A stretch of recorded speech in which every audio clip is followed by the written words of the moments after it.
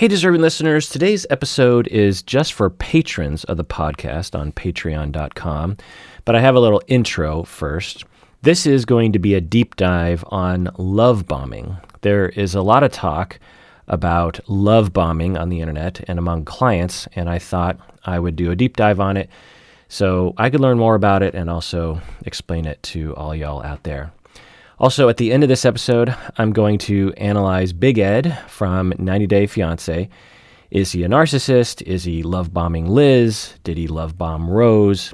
If you're into that show, you might be interested in that at the end of this episode. But first, let's go into the definition of love bombing.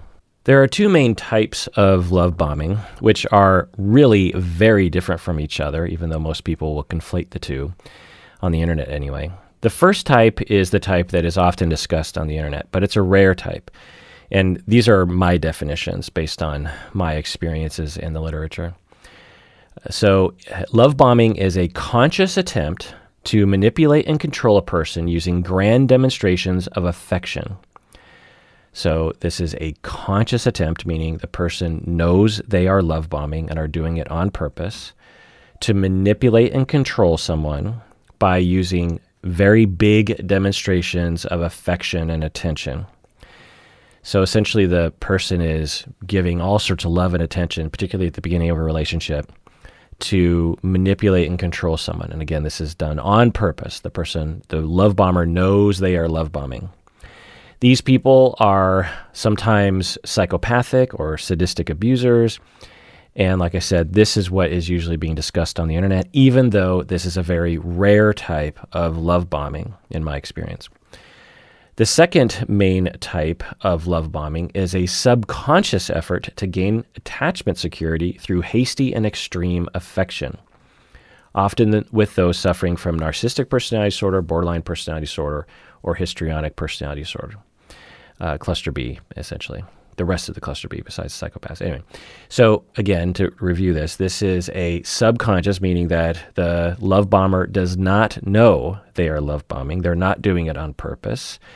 They are not doing it to gain control or to manipulate necessarily. They are actually doing it as a desperate attempt to gain attachment security, and they are being extremely hasty and extremely extreme in their affection towards the target.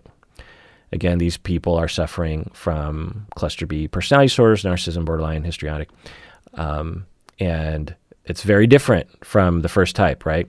This second type, I have yet to hear or read discussed in public.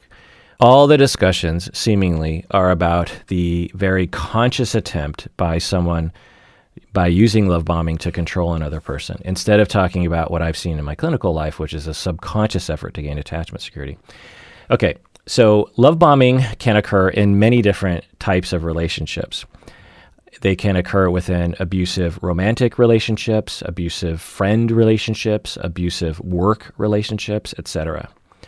Also, pimps might use love bombing to recruit and control sex workers. Also, within high control organizations such as gangs, cults, and churches, the organizations might use love bombing as a tool of recruitment and retainment of members.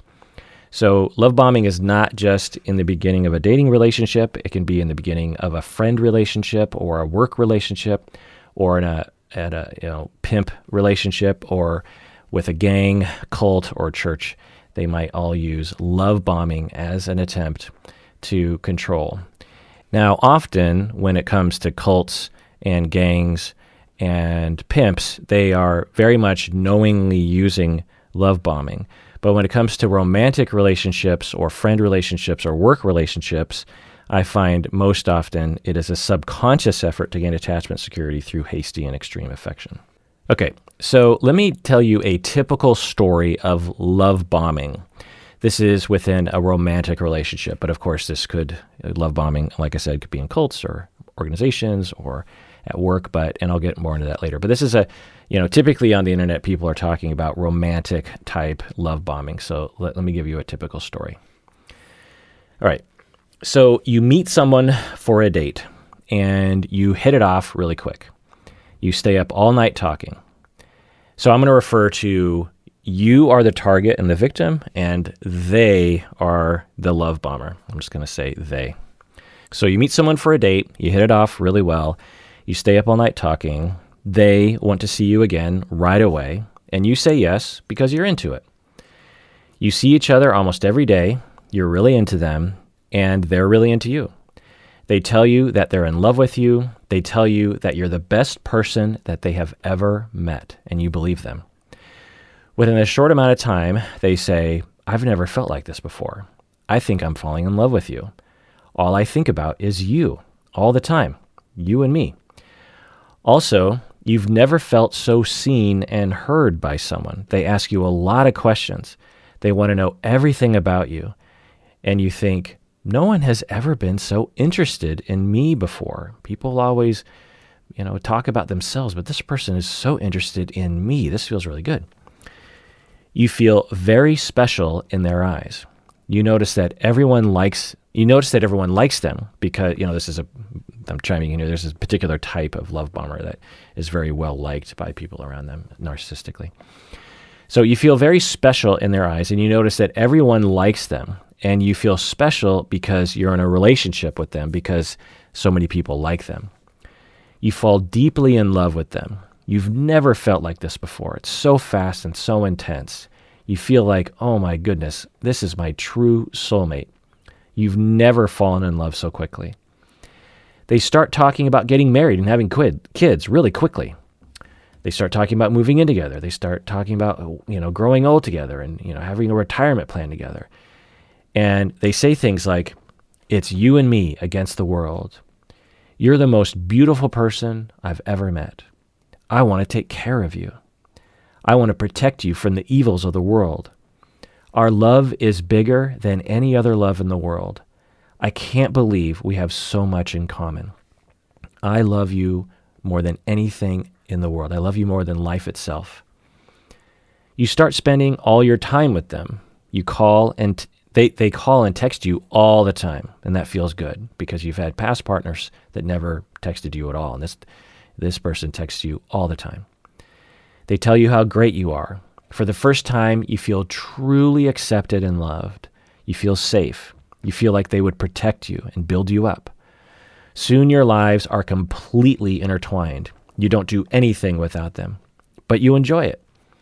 Your friends and family seem concerned about how fast things are moving, but they're also happy for you, and they like your new partner because your partner is charming. But you start to see your partner's bad side. Sometimes they get jealous. Sometimes they get angry. They always have a good explanation for their behavior, though, and you chalk it all up to stress. And you tell yourself, you know what? It's normal that couples will fight sometimes. No one's perfect. Then one night you have a big fight. You don't know how the fight started, but it was a big one. Your partner is convinced that it is all your fault. You're confused. You feel very uneasy during the argument. You do everything you can to resolve the conflict. You apologize for everything just to make the conflict go away. Things return to normal, and you feel mostly okay again. After the big fight, more fights follow. You start to have fights more frequently.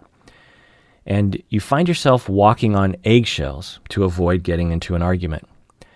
You find yourself having secret arguments with them in your head. While you're in the shower, while you're driving to the store, you think about different things you want to say to them, but you would never say these things to this person because you know it wouldn't go well. And you don't really know why, but you feel really scared to be honest with them. But you don't really think about it much because it's not very useful to think about. You just think, well, it's just better just to keep some things to myself. You notice that they no longer compliment you anymore. They no longer say nice things, and you crave that again. You tell yourself that, it's normal for long-term relationships to be distant sometimes. You long for the early days with them, and you strive to get your relationship back to that place. You start to notice things that indicate that they aren't being honest with you all the time. Little inconsistencies here and there, but you convince yourself that you're just being paranoid. Their phone lights up, and you notice a text from a mutual friend. You go over to the phone, and you look at it, and it indicates that your partner is having an affair. and you're shocked. You confront your partner about the affair. They deny it. They get angry. They get angry that you looked at your phone. They argue. They say you're crazy. They say you're paranoid. And after a barrage of insults, you really don't know what to think. But you put it behind you because you don't really know what else to do. Things are normal for a while, but then you get an email from another person saying that they have been having an affair with your partner for a long time. This time, you know that it's true. You confront your partner about the affair. Again, they deny it. They get angry at you. They call you crazy, but you stand your ground. Eventually, your partner admits to having the affair. Your partner cries. They apologize. They say they'll never do it again. They seem sincere. You hear the same things that you used to hear all of a sudden. They start to compliment you again. They start to say things like, it's just you and me. We have a special relationship. You're the most amazing person in the world. I love you more than life itself. I can't believe I did that. I'm so sorry. Please, let's go back to the way things were. And for the first time in a long time, you feel like you have your old partner back. You feel good for the first time in a long time. You feel optimistic for the first time in a long time. And the cycle repeats itself. They slowly distance. You try to please. They hurt you. You try to please. Eventually, you pull away. They pull you back in. You feel better. They distance. You try to please. They hurt you. You try to please. Eventually, you pull away. They pull you back in. You feel better. They distance, and so on. All right. So that is one possible typical story of a romantic type of love bombing. There are many, and I'll get into some of the nuances later, but if this sounds familiar to you or someone that you know, or even that you've done this before, because love bombing is a pretty common thing. So some of you listening, I'm guessing statistically, have actually love bombed other people. It doesn't make you an evil person, not the way the internet will paint you out to be. Now, certainly there's a very evil version of love bombing, but in my experience, typical love bombing is not on purpose, and that's what I'm going to get into today. This is the Psychology in Seattle podcast. I'm your host, Dr. Kirk Honda. I'm a therapist and a professor. This episode is just for patrons of the podcast, so if you are not a patron, this episode is going to end right now.